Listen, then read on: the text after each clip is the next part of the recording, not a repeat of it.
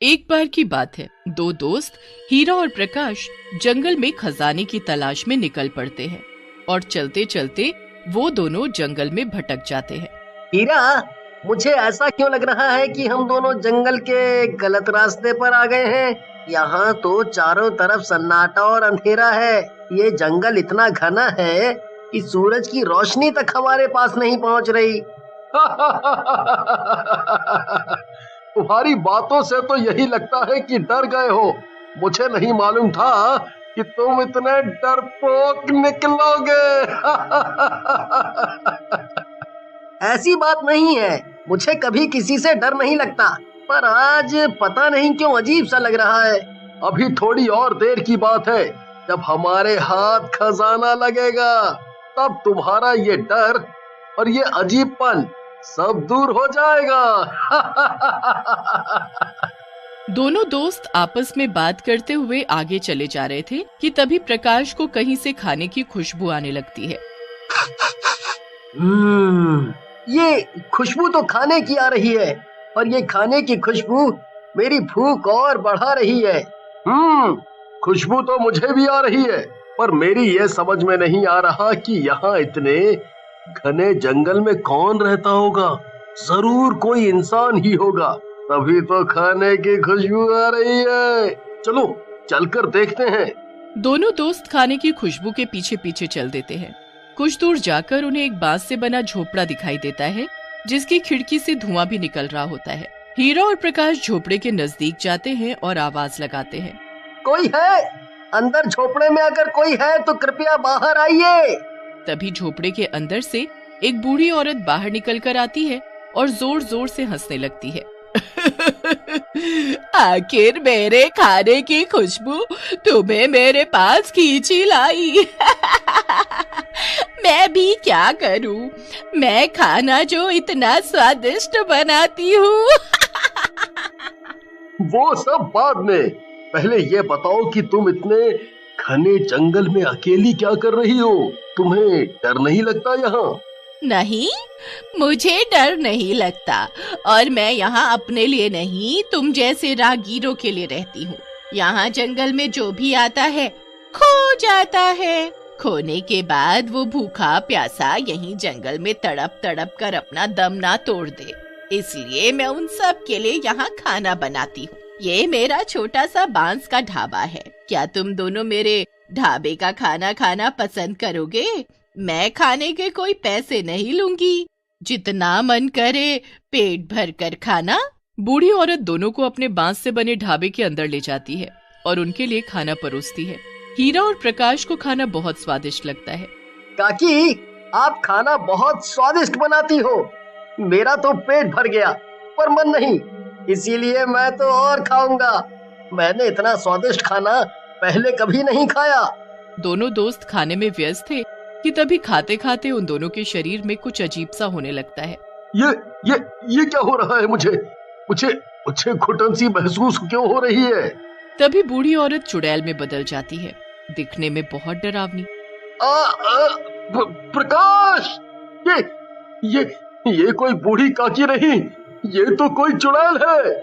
मुझे पैसे नहीं चाहिए, मुझे कुछ और चाहिए। पूछोगे नहीं कि मुझे क्या चाहिए? हाँ, तुम्हें क्या चाहिए बताओ। हमारे पास जो है हम सब तुम्हें दे देंगे। और हाँ, हम इस जंगल में खजाना खोजने आए थे, वो भी हम तुम्हें दे देंगे मिलने पर। खजाना? मेरा ही खजाना मुझे देने चले हो? यहाँ कोई भी आता है मुझसे बचकर नहीं जाता। देखो जरा अपने आप को। तभी दोनों बहुत छोटे हो जाते हैं, बिल्कुल मक्खी के बराबर। ये तुमने हम दोनों का क्या कर दिया? हमें कीड़ा मकोड़ा क्यों बना दिया? मुझसे ज्यादा बहस करने की कोई जरूरत नहीं। ज्यादा बोलोगे तो अपने पैरों से मसल दूंगी तुम्हें। चुड़ैल उन दोनों को एक कांच के कार में बंद कर देती है। उसके बाद वो चुड़ैल फिर से अच्छा खाना बनाने में लग जाती है। मेरा ढाबा है सबसे न्यारा, एक बार जो मेरे हाथ का बना खाना खाए तो खाता ही जाए। हीरा, इस चुड़ैल ने हमें एक तो इतना छोटा कर दिया है, ऊपर से हम दोनों को इस जार में बंद कर दिया। मेरा यहाँ दम घुट रहा है। हम बहुत छोटे हो गए हैं। अगर हम किसी से मदद भी मांगे तो कैसे मांगे? हमारी आवाज जंगल से बाहर तो क्या इस जार के बाहर तक भी नहीं जाएगी। इसीलिए अब हम कुछ नहीं कर सकते। 2 दिन बीत जाने के बाद जंगल में एक पांडु नाम का आदमी खाना बनाने के लिए लकड़ियां लेने आता है। तभी उसकी नजर चुड़ैल के ढाबे पर पड़ती है। जंगल के बीचों बीच ये क्या है? कौन होगा वहाँ? और उसमें से तो धुआं भी निकल रहा है। पांडु, मुझे तो कुछ गड़बड़ सी लग रही है, इसीलिए निकल चल यहाँ से। चुड़ैल पांडु को देख लेती है और पांडु को वो जाने नहीं देती। उसका रास्ता रोककर खड़ी हो जाती है। मेरे ढाबे का खाना खाए बगैर तुम कैसे जा सकते हो? मैंने तुम्हारे लिए बहुत ही स्वादिष्ट खाना बनाया है, चलो अंदर। नहीं, मुझे नहीं खाना, मेरा पेट भरा हुआ है। मैं खाना खाकर ही घर से निकला था।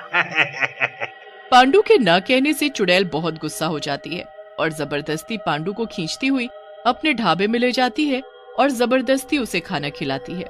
मेरा पेट भर चुका है। अब जाने दो मुझे, जाने दो। जाओ जाओ, भागो, अगर भाग सकते हो तो भाग जाओ। तभी पांडु बहुत छोटा हो जाता है और भाग नहीं पाता। ये तुमने मेरा क्या हाल बना दिया।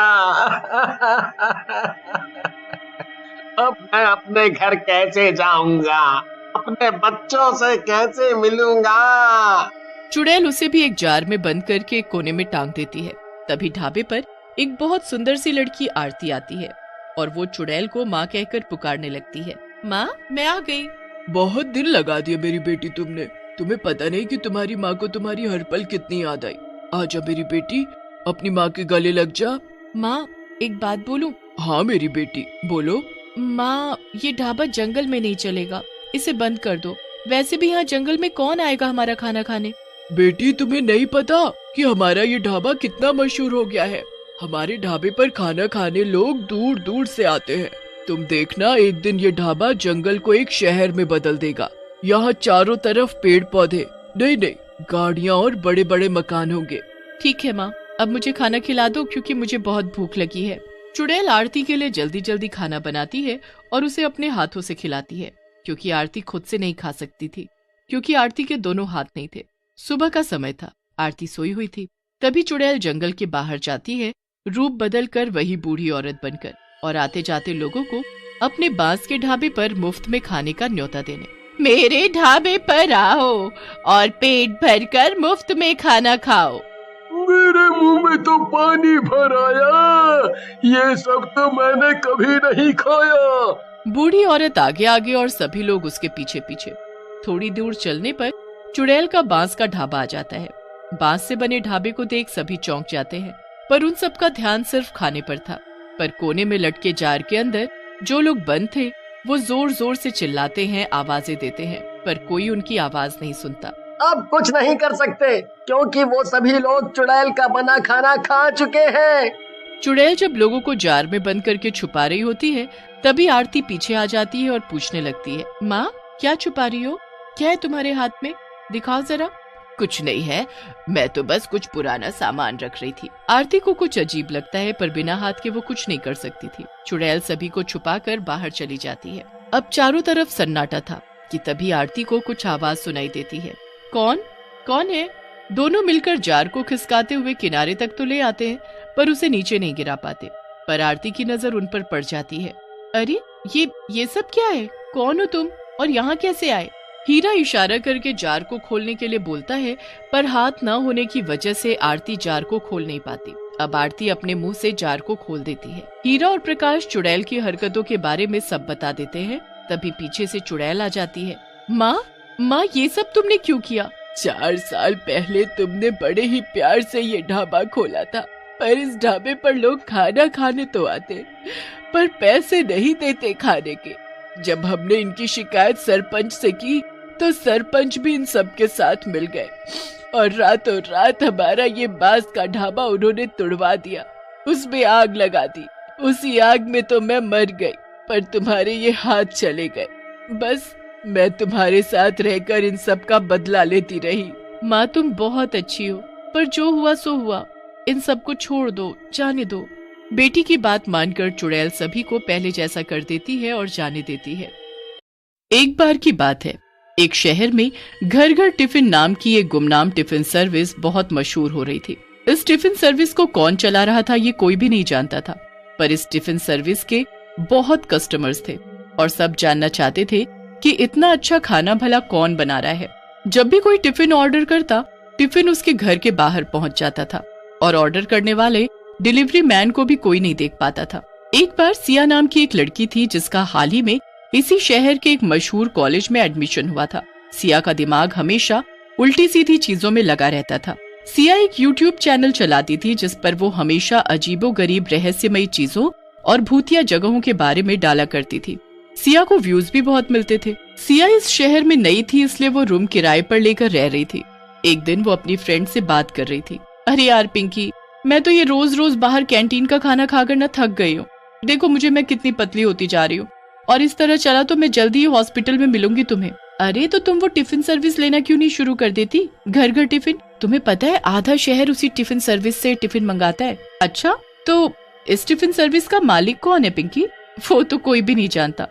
क्या? हाँ, अरे सिया, लोग इस टिफिन सर्विस को गुमनाम टिफिन सर्विस भी कहते हैं। इसका खाना तो लाजवाब होता है और स्टूडेंट्स के लिए सस्ता भी, पर इसे चलाता कौन है वो नहीं पता। तो मैं कॉल किसे करूं? अरे वो तो इस टिफिन सर्विस की वेबसाइट ऑनलाइन अवेलेबल है। तुम वहां जाकर अपना नाम और एड्रेस डाल दो और पेमेंट भी ऑनलाइन कर दो और तुम्हारा टिफिन तुम्हारे दरवाजे पर पहुंच जाएगा। वाह, ये तो सही है, फिर मैं भी इसे ट्राई करूंगी। ओके सिया, चलो मैं चलती हूँ। पिंकी के जाने के बाद सिया भी घर निकल जाती है। सिया घर पहुंचते ही उस टिफिन सर्विस की वेबसाइट को खोलती है और अपना नाम और एड्रेस डाल देती है। कुछ ही देर में उसके घर की डोरबेल बजती है। सिया दौड़कर डोर खोलती है, पर बाहर उसे कोई भी नहीं दिखता है तो बस एक टिफिन बॉक्स जो कि जमीन पर रखा था। उसे वहां रखकर कौन गया ये सिया नहीं देख पाती। अरे आखिर इतनी स्पीड में टिफिन को यहाँ रखकर गया कौन?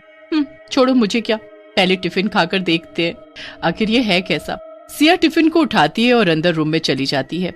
वो अपना टिफिन खोलती है और देखती है कि उसके अंदर जो खाना रखा था उससे बहुत अच्छी खुशबू आ रही थी। वो उसे खाती है और सिया को खाना बहुत पसंद आता है, पर टिफिन खाने के बाद वो और भी ज्यादा हैरान हो जाती है और उसका ये जानने का मन करने लगता है कि आखिर ये खाना बनाया किसने और इस टिफिन को देने कौन आया था। फिर सिया सोचती है, अगर मैं ये पता लगा लूं कि ये गुमनाम टिफिन सर्विस कौन चला रहा है और इसके बारे में अपने चैनल पर अपलोड करूं, तब तो मैं मशहूर हो जाऊंगी और मेरी वीडियो को बहुत व्यूज भी मिलेंगे।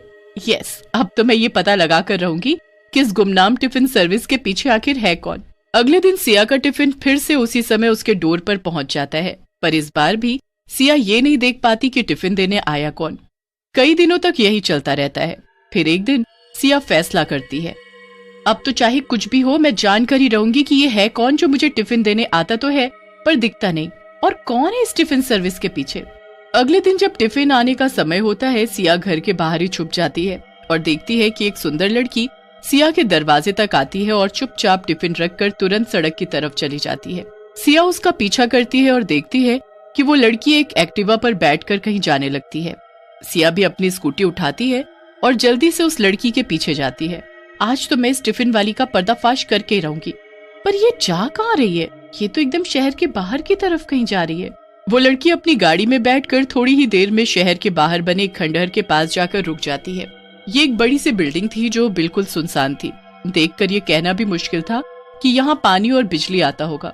सिया अपनी गाड़ी को थोड़ा पीछे खड़ा कर देती है और छुपकर उस लड़की को देखने लगती है। लड़की बिल्डिंग के अंदर अरे ये इस खंडहर जैसी दिखने वाली बिल्डिंग के अंदर क्यों जा रही है? यहाँ पर भला कोई टिफिन सर्विस कैसे चला सकता है?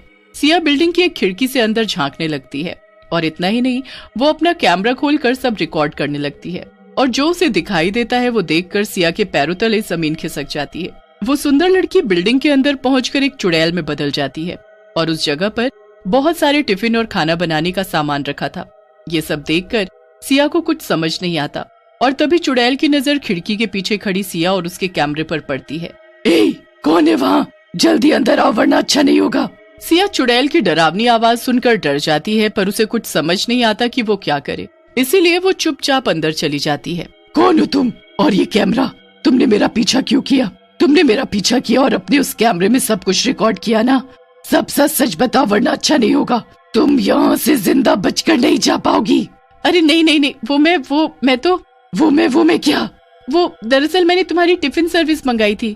मैं बहुत दिनों से तुम्हारा टिफिन ले रही हूँ, पर मैं जानना चाहती थी कि आखिर ये टिफिन इतना अच्छा बनाता कौन है, इसलिए आज मैंने तुम्हारा पीछा किया। मुझे लगा अगर मैं ये जान जाऊंगी कि ये गुमनाम टिफिन सर्विस कौन चला रहा है तो मेरे चैनल पर मुझे बहुत व्यूज मिलेंगे।